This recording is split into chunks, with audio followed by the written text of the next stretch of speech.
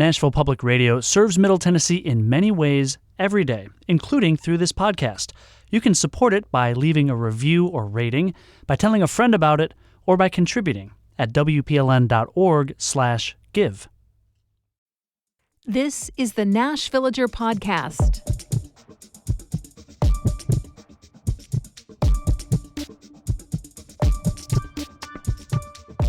It's February 19th, 2026, and this Saturday marks the anniversary of the day in 1919 when the South became a little less colorful. It's when the last Carolina parakeet died in captivity. The birds had green bodies, yellow heads, and red faces. They were native to much of the Southeast, including Tennessee. But as white settlement moved in and cut down forests to make farmland, they all died off. I'm Nina Cardona, and this is your daily digest of what's happening around Middle Tennessee with historical context from Nashville Public Radio, WPLN News. I'm actually on vacation as you hear this and pre-recording this portion of the episode. So in a few minutes, one of my colleagues will take over to get you up to date on the latest news. Well, on that bright note about the Carolina parakeet, let's talk about opioids and a monkey. Don't worry, the monkey is okay. It seems to be in fine health. It's adjacent to opioids, not whatever bad thing might have come to your mind. There is a cute and lovable monkey in this story. But I should start a little earlier than that. For years now, Tennessee has been using the courts to fight the epidemic of opioid abuse.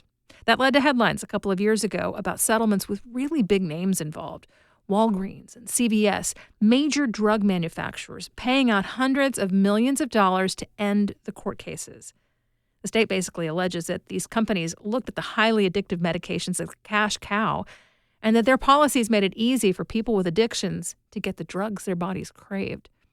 Now, those high-profile cases can obscure the ones that operate on a smaller scale. And honestly, a lot of the opioid problem in Tennessee is happening in communities that aren't big enough for a Walgreens. But some of these places have multiple mom-and-pop drugstores. Too many to make sense for the local population. One of those places is Salina, near the Kentucky border in Clay County. Fewer than 2,000 people live there. The local hospital dwindled and then closed. But there are pharmacies, multiple pharmacies. Back in 2017, those pharmacies dispensed so many opioids that it was as if every single resident of the town had come through needing the powerful painkillers twice. KFF Health News reported that those pharmacies were dispensing opioids at nearly 3 times the national rate. A few years ago, the law came down on one particular pharmacist, and he admitted to illegally selling hydrocodone, one of the most commonly prescribed opioids, without a prescription. The people who were using him as their hookup may not have known the pharmacist's name, but he was pretty well known for bringing a monkey to work with him. The monkey's name is Carlos. He's said to be an emotional support monkey. He also wears clothing and poses for pictures with customers. The pharmacist served time for his crimes. The drugstore bearing his name changed ownership and got a new name. But if anything, the new management doubled down on feeding opioid addictions. Once the pharmacist did his time, he went back to work at his old store. And if people looking for the opioid connection had any doubt where to look, prosecutors say a new promotion cleared any doubts. That promotion was something called Monkey Bucks, with Carlos the monkey as a mascot. According to prosecutors, they effectively made that monkey in human clothing the face of the illegal opioid trade in Salina, which is how a monkey came to be one of the central features in a court case that lasted a long time. Almost exactly 2 years ago, the Tennessean explained that lawyers were fighting over whether photos of Carlos the monkey could be admitted as evidence. The problem was that prosecutors said they'd been told a lot about how the pharmacy was using monkey bucks to drive opioid sales, and they contended it amounted to an illegal kickback scheme. But they didn't have any physical examples of the in-store currency. They did, however, have photos of Carlos, and they used those photos to make the case that he'd become an important mascot to the whole operation. And so what is in many respects a really important case about a very serious health problem at one point hinged on whether or not a jury should be shown pictures of a super cute exotic animal. There was nothing like this in the CVS case. I mean, you can't make this stuff up. The federal investigation began a full decade ago. After years of that probe and all of that court wrangling over photos, the case was finally set to go to court this past September. It could have ended up being a new kind of monkey trial with all kinds of testimony about Carlos. But about a week before the scheduled trial date, the main owners of the pharmacy entered guilty pleas. The trial wasn't necessary after all. The owners ended up agreeing to pay nearly $1.5 million in restitution to Medicare and TennCare and to forfeit their properties, plus fines. Sentencing was scheduled for the Friday before the ice storm, but federal prosecutors haven't released any information about what the judge decided. Opioids aside, I'm always a fan of a store with an animal, like the Hatch show print cats or the shop dogs at Parnassus Books. A monkey, though, definitely depends on how well-behaved it is. Or, I guess, how well-behaved its owners are.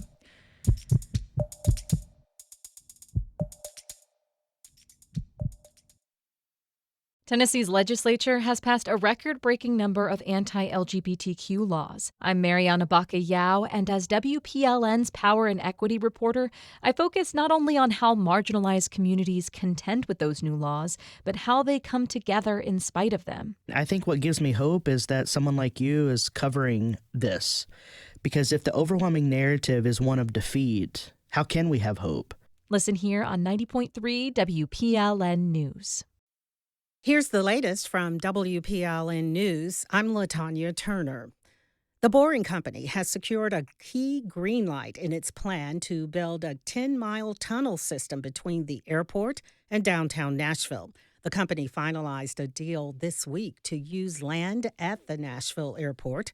WPLN's Caroline Eggers has more.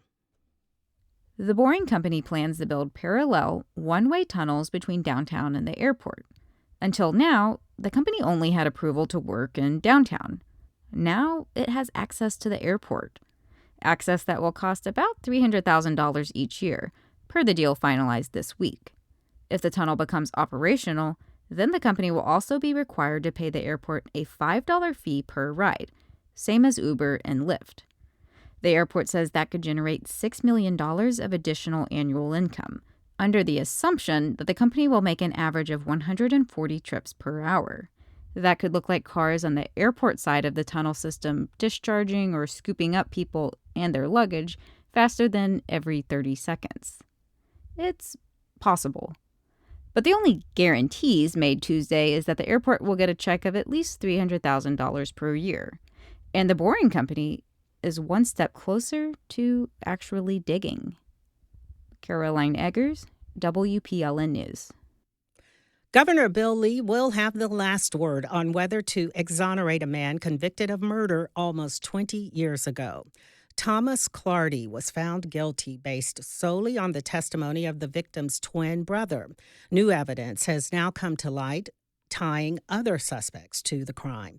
Members of Tennessee's Board of Parole voted yesterday to recommend Clardy's exoneration, saying they believed a jury would decide differently given the new information.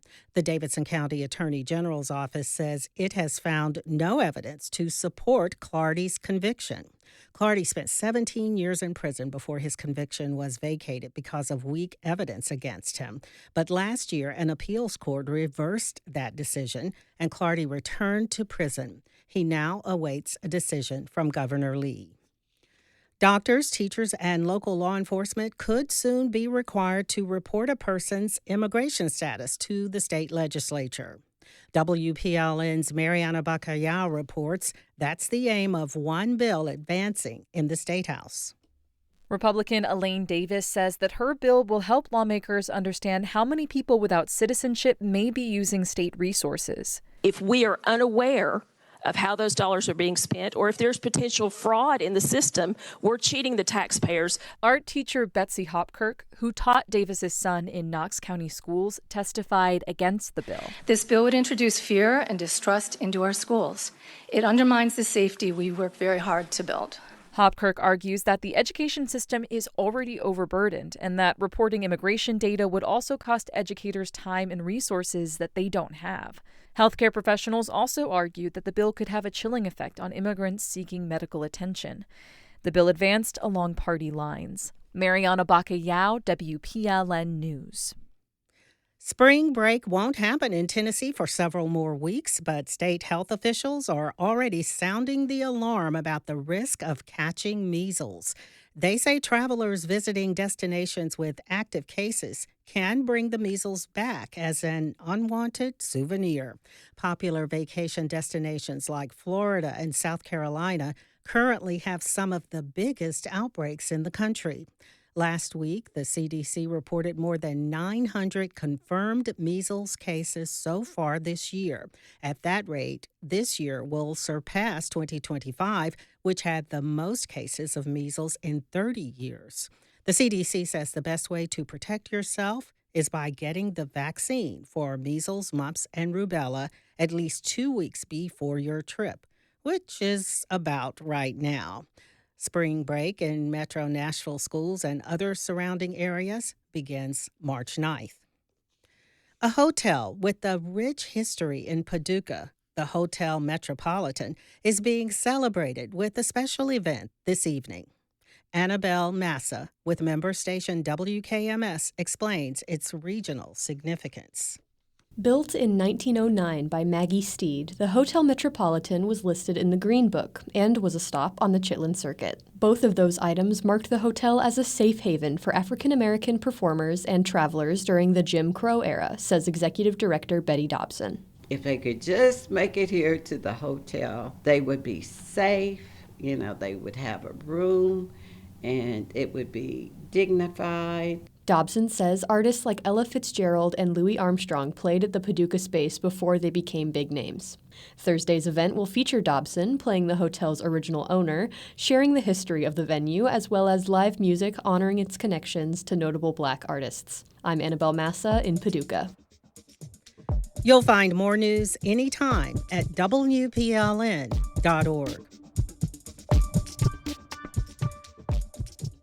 Conductor Leonard Slatkin wants the Nashville Symphony to become more accessible, more willing to meet audiences where they are, and better known among locals. Even at 81 years old, he has fresh ideas about modern leadership of an orchestra.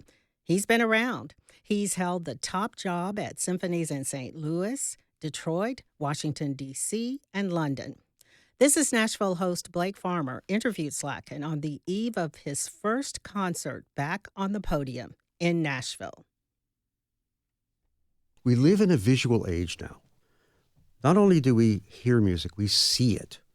Everything is in 4 or 5 minute sound bites, even in the classical world. But orchestras haven't figured that out yet, and they're going to have to.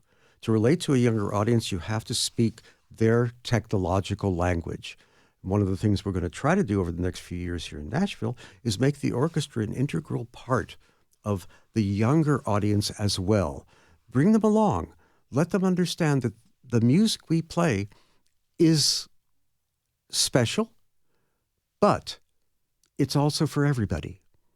Everybody can listen. It does help maybe to know a little bit about the background of a Beethoven, but it also is a good idea to know a little about the background of Johnny Cash. The more you know about his life, the more you appreciate the music. It's exactly the same thing in the so-called classical field.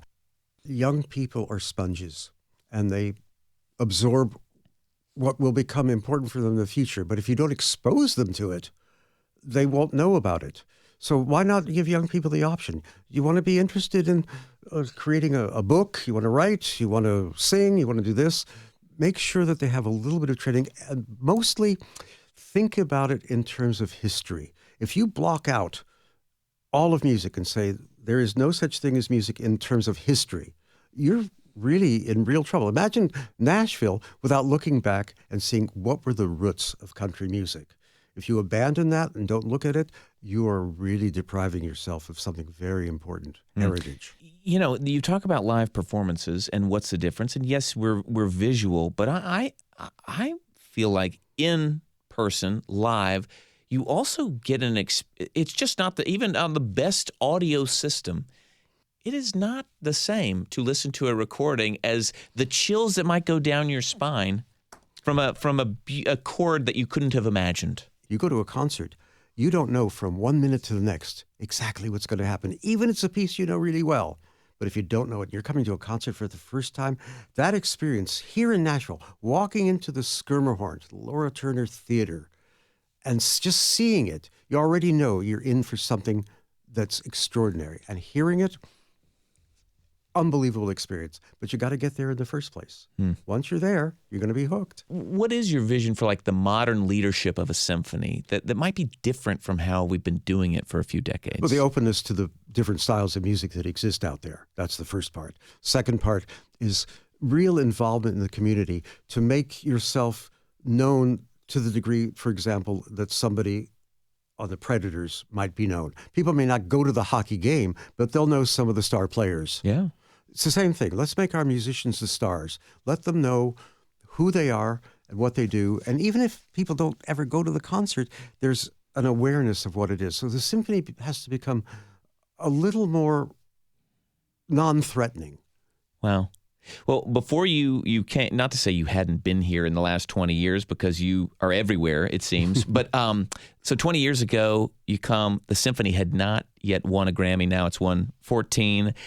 I wonder what goals you might have for the symphony in these, in this next decade. I think it's to expand our audience.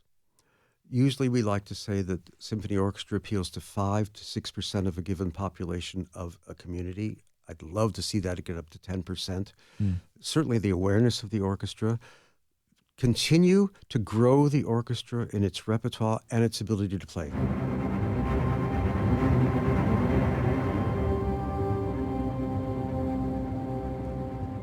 That's Leonard Slatkin in conversation with Blake Farmer on This is Nashville. The music you hear is from Slatkin conducting the opening gala at the Schermerhorn Symphony Center. At age 81, he has returned as the symphony's leader for the next 3 years.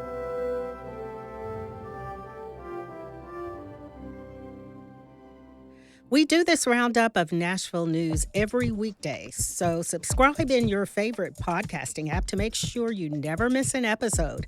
And if you like this, you'll probably enjoy the Nashvillager newsletter, too.